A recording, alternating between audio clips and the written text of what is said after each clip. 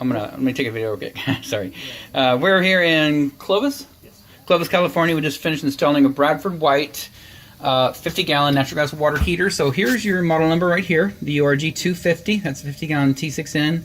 It's tall, and then 6 natural, and then serial number. So in this little package right here, you can fill out your documentation, mail it into Bradford White, or you can go to bradfordwhite.com and take your model number, serial number, and fill it out and get your registration going on this product and your warranty. Starting at the bottom, we did replace the flexible supply hose. These are one-use items. Not many people adhere to that, but these are to be used one time only. So brand new as per contract. We did replace the shutoff valve as well because we had to remove the old one to get the new water heater in. So no extra charge, like $10 item, no big deal. So brand new gas shutoff valve.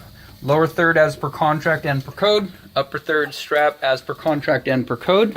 And then, let me grab a ladder real quick, we'll hop up here. The relief line was back behind the water heater, so what we did is we just took a couple fittings, piped it over to the side, and then brought it out to the front, and we've got it tied back into the relief valve. That's part of the contract. It does come with the water heater, but that's installed and good to go.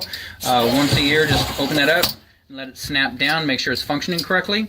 Additionally, we replaced the cold water shutoff valves, an old gate valve, old as the home I would imagine.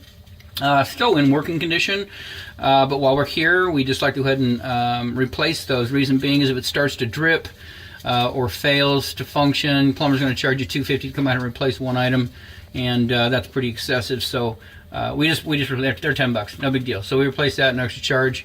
And then a Falcon stainless steel connector. These are the Mega Flow 3/4, actually 0.725 inside diameter, so almost a full 3/4. Other supplies inside diameter is 5/8 of an inch. So we like these. They're ultra flexible.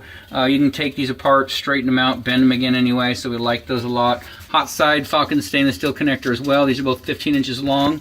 Down to brass connectors. What we do on these is the top of these tanks have heat traps, which is a little, goes down into the tank, and what it does is it prevents the hot water from sneaking back up the cold side and into the cold system.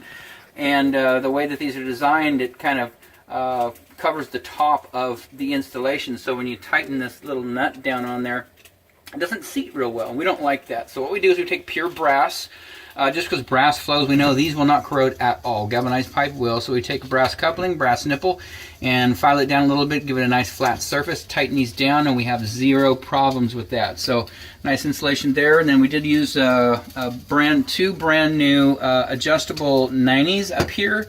One on the bottom, one on the top. Brand new piece of pipe going up through into the existing dual wall B-vent out through the roof. So everything is brand new and looking good. Let me check one thing up here real quick while I'm up here. Make sure it's all good. So that's just pipe dope, no big deal. What we're doing is just checking to make sure we're good. Okay, so no leaking. We ask you to monitor this area. You know, occasionally just come out, take a peek, hop up on a ladder here, take a look. Anything dripping whatsoever, or even just a bead of water, give us a holler. We'll come back up, tighten it up for you. Especially on the hot side, as the hot water, you know, as this heats up and starts to supply that, the hot water, you know, softens up those gaskets in there more than the cold side. So just give a holler. Any trouble with this, we'll come back out, take care of it. Outside of that, this installation is done. Still here in Clovis, California. We dropped this pump for the homeowner at his request.